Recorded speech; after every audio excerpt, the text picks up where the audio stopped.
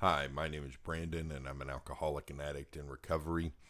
One of the things that I was taught early on in AA was that I needed to focus on the similarities rather than the differences. And this was brought up in terms of the people that I was in AA meetings with, and not to focus on the things that were different between me and the person next to me, whether it was our financial position in life or our background or our gender or anything related to that, and focus on our similarities, especially in terms of our experience, our feelings, our emotions.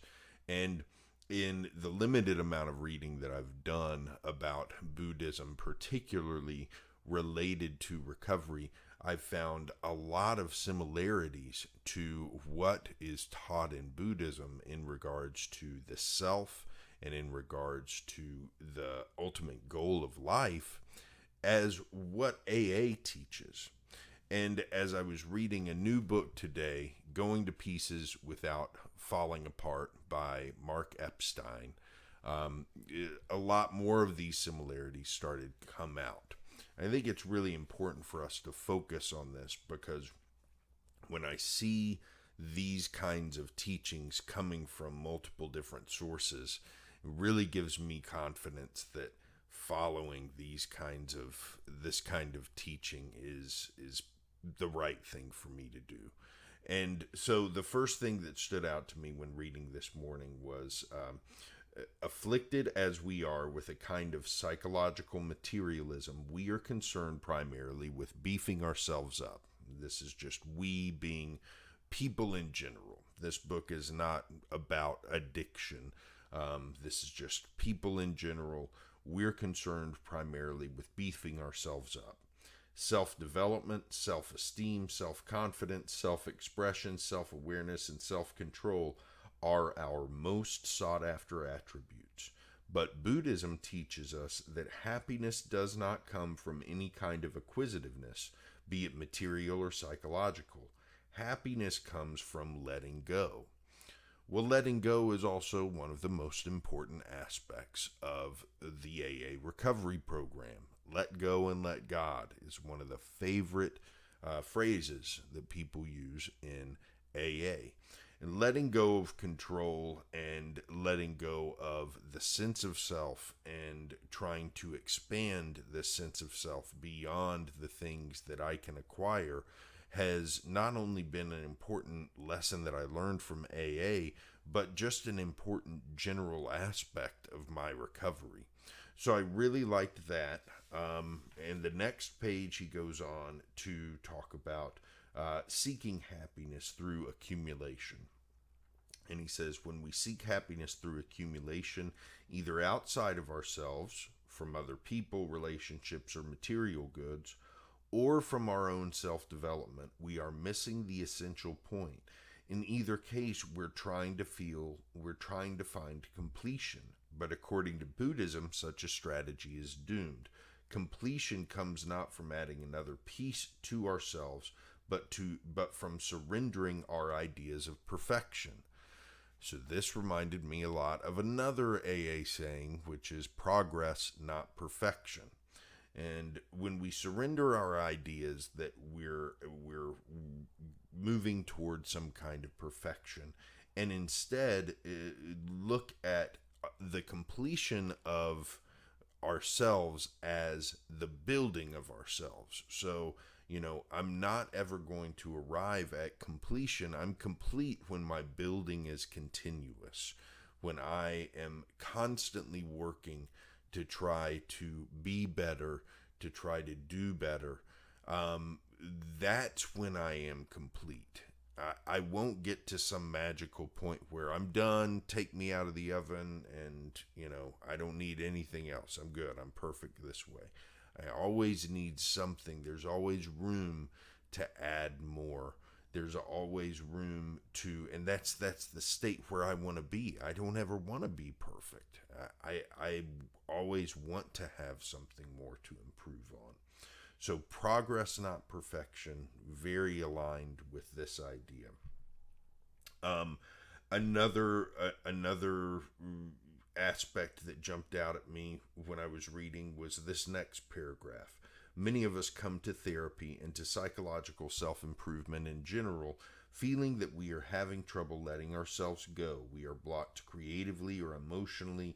We have trouble falling asleep or having satisfying sex, or we suffer from feelings of isolation or alienation. Often we are afraid of falling apart, but the problem is we have not learned how to give up control of ourselves. And that's another big parallel between Buddhism and AA, is that the idea of giving up control, of relinquishing control, of refocusing my control, my concept of control.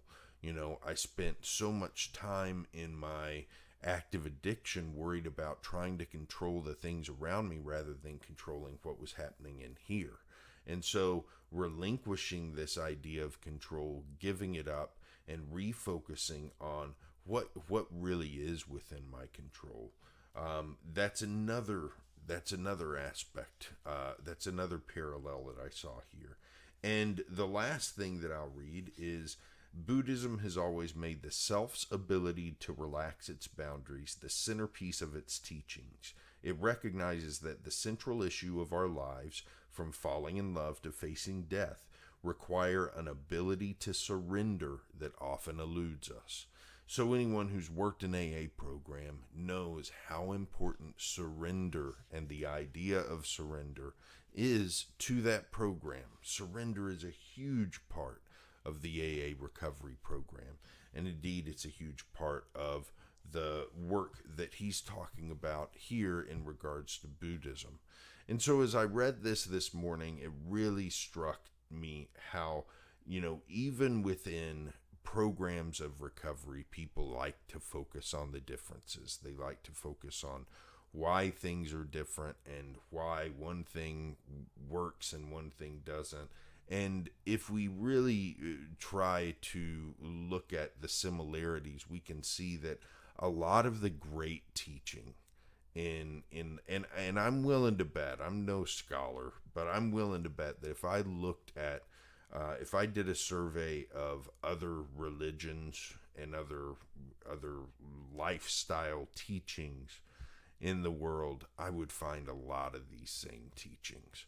And if we focused on the similarities between these programs, we would see that there's not as many differences as we think. And I think that's important because once we can identify that there's not that many differences, then we can talk about those similarities and overcome any kind of condescension that we might have towards other people for their personal preferences, and also overcome any resistance that we have to learning new things. I think it's fantastic for people to not just stick to one thing, to try different things and especially in recovery, try different recovery programs. See what works for you. There's a lot of personal preference involved in finding what works for you, and that's totally fine.